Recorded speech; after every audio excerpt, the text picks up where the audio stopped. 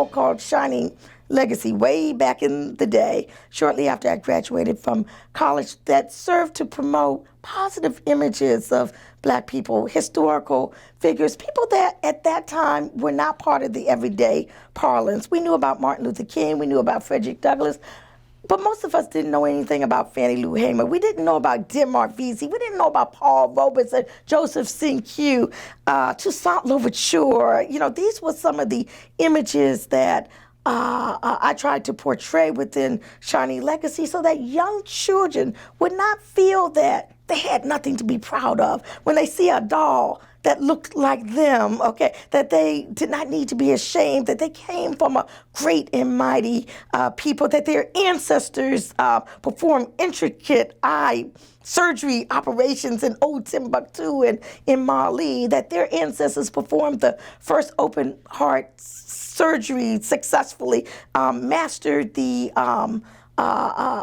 making of blood banks which saved thousands upon lives in World War II, revolutionized the shoe industry by designing a method to latch the top part of the shoe to the bottom part. These were all Black people, and I didn't learn about any of it in school. It was all self-taught, and I vowed that I would try to do what I could to make sure that youth did not have to stumble upon their great history, that it will be part and parcel of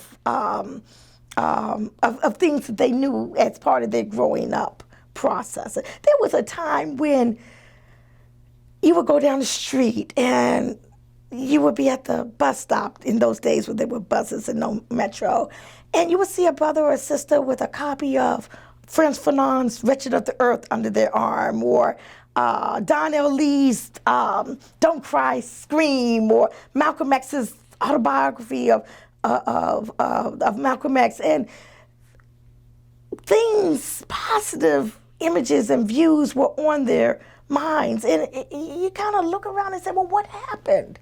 Okay, what happened? Well, drugs were poured into the Black community. You didn't see people at the bus stops with material that would,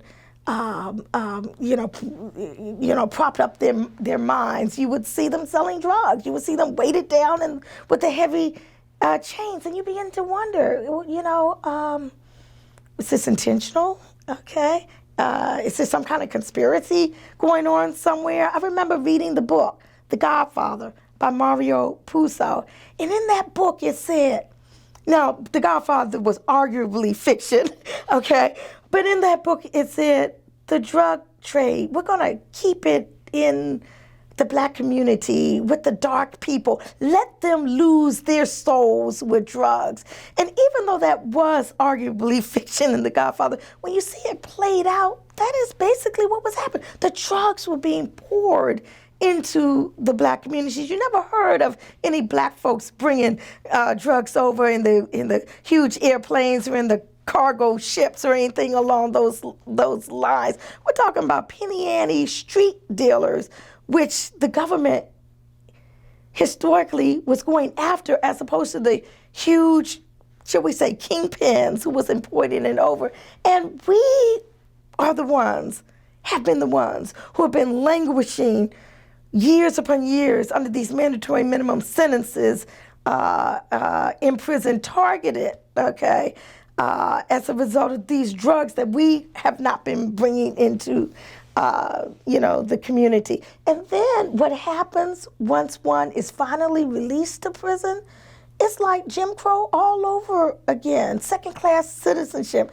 You can't get housing. Okay, you can't even get into public housing if there's a drug arrest. You can't stay at grandma's house who lives in the projects, okay, because there are laws that say that if you're a convicted drug offender, you cannot go in there. And if you do in your car, grandma is put out in the street as well. You can't get public benefits if you have a felony conviction. You can't get educational loans.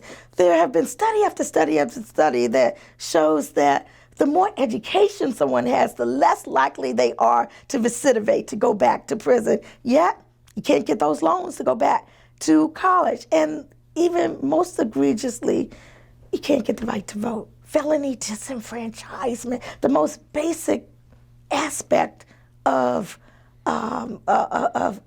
your constitutional gratis, you can't get that. And don't talk about the box. The box, have you ever been convicted of a crime? You can't get a job.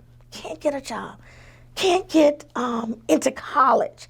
So you have all of these strikes against you, what we call the collateral consequences of a criminal conviction as a result of this mass incarceration. This mass incarceration has been an experiment, and it has been an experiment that has been an abysmal failure, and it's been an experiment on the backs of Black people and other people of color.